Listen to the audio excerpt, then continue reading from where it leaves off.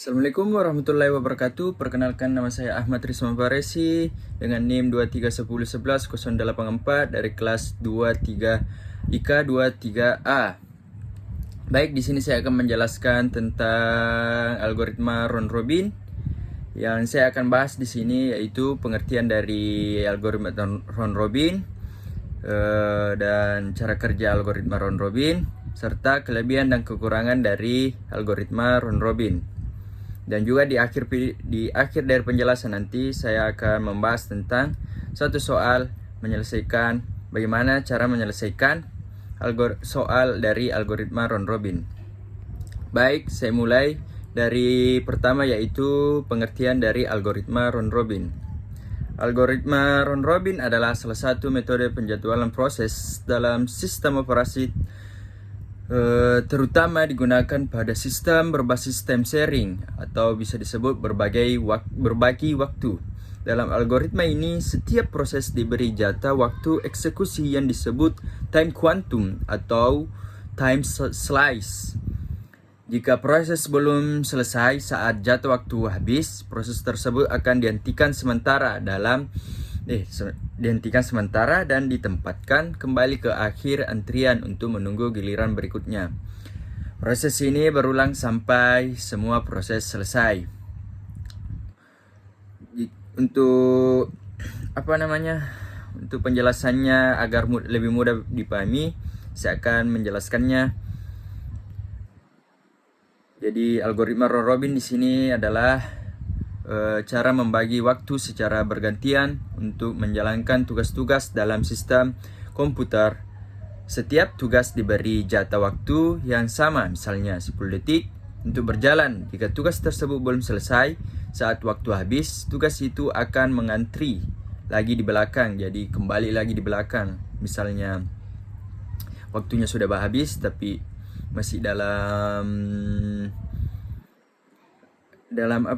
proses, ya kembali lagi antri di belakang untuk mengulang kembali lagi antrinya. Memberi kesempatan bagi tugas lainnya untuk berjalan. Kemudian setelah semua tugas lainnya mendapatkan giliran, tugas tersebut bisa dijalankan kembali atau dilanjutkan kembali. Intinya dari algoritma round robin di sini memastikan bahwa semua tugas mendapatkan kesempatan yang adil tanpa ada yang menunggu terlalu lama, sehingga sistem tetap lancar dan responsif.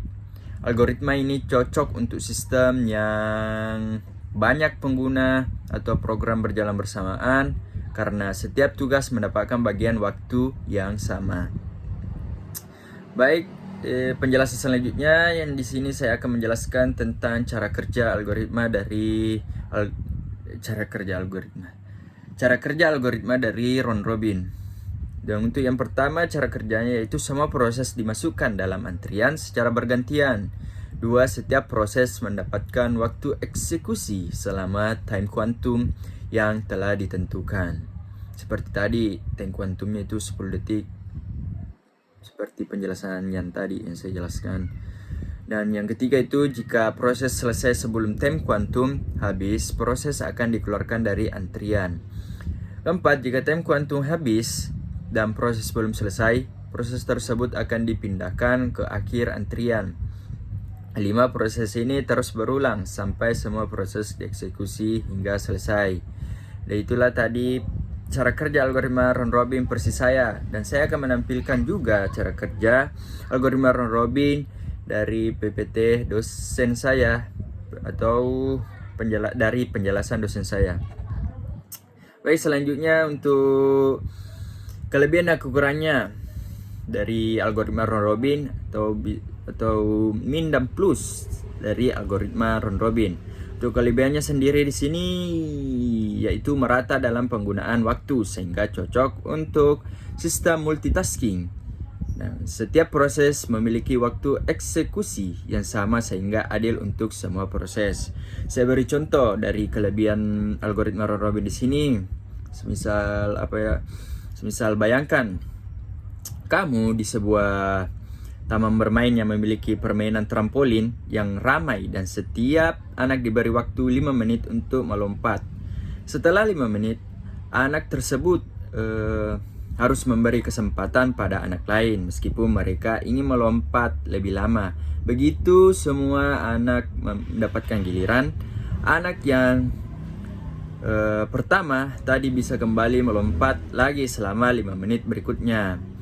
Jadi kelebihan dari algoritma round robin di sini yaitu adil dan merata. Karena seperti contoh tadi, karena setiap anak mendapatkan waktu yang sama, tidak ada yang merasa lebih diutamakan. Semua anak tahu bahwa mereka pasti akan mendapatkan giliran dengan waktu yang adil.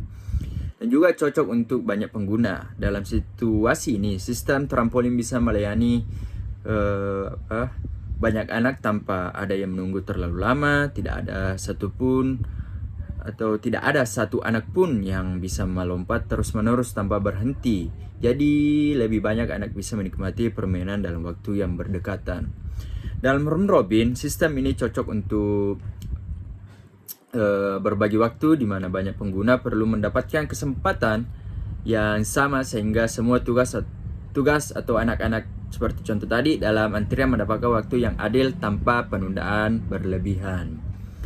Nah, untuk kekurangannya sendiri atau kekurangan dari algoritma round robin di sini, jika time quantum terlalu kecil akan terjadi terlalu banyak perpindahan konteks atau konteks switch yang mengurangi efisiensi.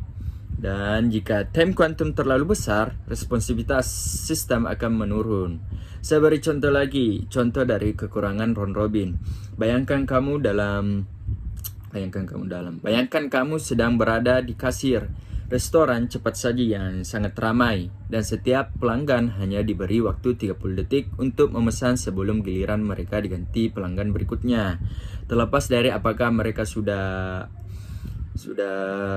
selesai memesan atau belum, jika waktu 30 detik ini terlalu singkat, semisal jika waktu 30 detik terlalu singkat, pelanggan akan sering dipindahkan ke belakang antrian sebelum sempat menyelesaikan pesanan. Mereka harus kembali menunggu giliran lagi, sehingga kasir seringkali harus mengulang proses yang sama untuk pelanggan yang sama. Ini bisa membuat layanan menjadi lebih lambat karena waktu habis-habisan hanya untuk berganti pelanggan tanpa menyelesaikan satu pesanan penuh. Kasir juga akan lebih sering berpindah fokus dari satu pelanggan ke pelanggan lain yang disebut dengan context switching dalam istilah komputer. Namun jika waktu yang diberi itu terlalu lama, semisal 5 menit per pelanggan, 5 menit per pelanggan, antrian di belakang menjadi sangat panjang dan pelanggan lain harus menunggu lebih lama. Ini bisa membuat pelanggan merasa tidak sabar, layanan terasa lambat, padahal kasir sedang melayani satu pelanggan secara menyeluruh. Pada round robin, pengaturan waktu yang terlalu singkat atau terlalu panjang dapat menyebabkan ketidakefisiensi seperti ini. Nah, itulah tadi penjelasan yang saya jelaskan dari pengertian apa itu algoritma round robin, bagaimana cara kerja algoritma round robin, serta min dan plus dari algoritma round robin atau kelebihan dan kekurangan dari algoritma round robin. Baik, di sini saya akan melanjutkan penjelasan atau saya akan melanjutkan agar algoritma round robin ini lebih dalam dipahami. Baik, selanjutnya saya akan menjelaskan tentang soal menyelesaikan algoritma round robin, tentang bagaimana cara mendapatkan waiting time-nya, bagaimana cara mendapatkan turnaround time-nya. Jadi untuk mendapatkan waiting time-nya itu kita bisa menggunakan rumus yang dimana complete time dikurang arrival time dikurang burst time, dan untuk mendapatkan turnaround time-nya kita bisa menggunakan rumus waiting time ditambah burst time. Oke. Selanjutnya akan pembahasan soal.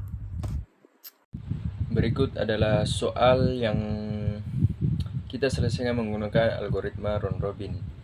Kita memiliki 4 proses, yaitu P1, P2, P3, dan P4 dengan waktu tiba atau arrival time yang sama, yaitu 0. Burst time atau waktu eksekusi yang dibutuhkan setiap proses berbeda-beda. Ada yang 10 untuk P1, 4 untuk P2, 6 untuk P3, dan 8 satuan waktu untuk P4. Kita menggunakan kuantum waktu sebesar 3 satuan waktu. Langsung saja kita kerjakan. Di sini kita memiliki tabel eksekusi proses dengan kuantum waktu sebesar 3 satuan. Setiap proses akan berjalan selama 3 satuan waktu, kemudian berganti ke proses berikutnya jika masih ada proses yang belum selesai. Kita mulai dari 0 sampai semua proses selesai. Berikut adalah urutannya. Proses P1 berjalan pertama kali selama 3 satuan waktu. Burst time P1 yang awalnya 10 berkurang menjadi 7 dan waktu sekarang adalah 3. Selanjutnya giliran proses P2 berjalan selama 3 satuan waktu. Burst time P2 berkurang dari 4 menjadi 1 dan waktu sekarang menjadi 6. Kemudian proses P3 berjalan selama 3 satuan waktu. Burst time P3 berkurang dari 6 menjadi 3 dan waktu sekarang menjadi 9. Lalu giliran proses P4 berjalan selama 3 satuan waktu. Burst time P4 berkurang dari 8 menjadi 5 dan waktu sekarang menjadi 12. Kita kembali ke proses P1. P1 berjalan lagi selama 3 waktu, mengurangi burst time dari 7 menjadi 4.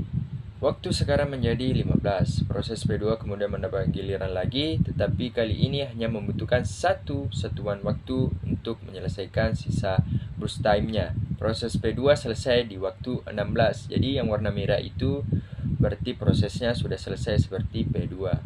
Selanjutnya proses P3 mendapatkan giliran dan berjalan selama 3 satuan waktu menyelesaikan sisa burst time-nya.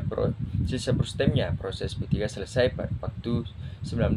P3 juga sudah selesai. Kemudian giliran P4 berjalan lagi selama 3 satuan waktu, mengurangi burst time dari 5 menjadi 2. Waktu sekarang menjadi 22.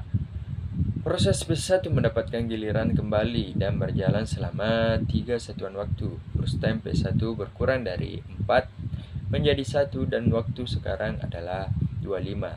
Giliran P4 berjalan selama 2 satuan waktu, berakhir yang terakhir yang tersisa, sehingga burst time-nya habis. Proses P4 selesai di waktu 27. Dan terakhir, giliran terakhir yaitu P1.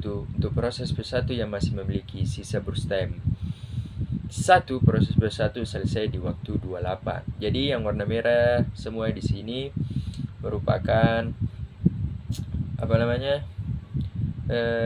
waiting time di setiap proses.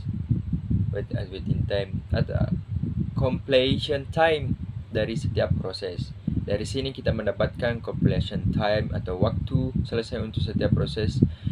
Untuk P1 di waktu 28, P2 di waktu 16, dan P3 di waktu 19, dan P4 di waktu 27. Berikutnya yang kita jelaskan yaitu hasil akhir. Setelah kita menentukan completion time-nya, kita mencari waiting time-nya. Mari kita hitung waiting time-nya untuk setiap proses. Untuk P1 yaitu 28 dikurang 0 dikurang 10 sama dengan 18. Jadi kita di sini menggunakan rumus complication time dikurang arrival time dikurang burst time. Dan kita lanjut untuk P2 16 dikurang 0 dikurang 4 sama dengan 12. Dan untuk P3 19 dikurang 0 dikurang 6 sama dengan 13. Dan terakhir P4 27 dikurang 0 dikurang 8 sama dengan 19. Dan itu tadi semua merupakan waiting time dari setiap proses. Untuk P1 sendiri waiting time-nya yaitu 18, dan untuk P2 12, P3 13, dan untuk P4 yaitu 19.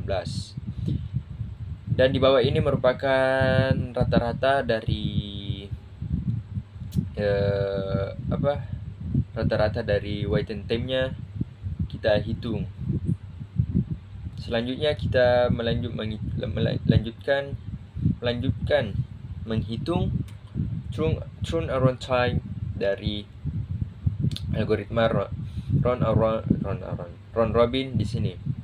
Berikut hasil perhitungan TAT untuk setiap proses. Untuk P1 yaitu 28, dan untuk P2 yaitu 16, dan untuk P3 19, untuk P4 yaitu 27. Kita menggunakan rumus yaitu waiting time ditambah burst time. Dengan demikian, penjelasan ini dapat membantu audiens memahami bagaimana setiap nilai dihitung dan dimasukkan ke dalam tabel hasil akhir. Terima kasih.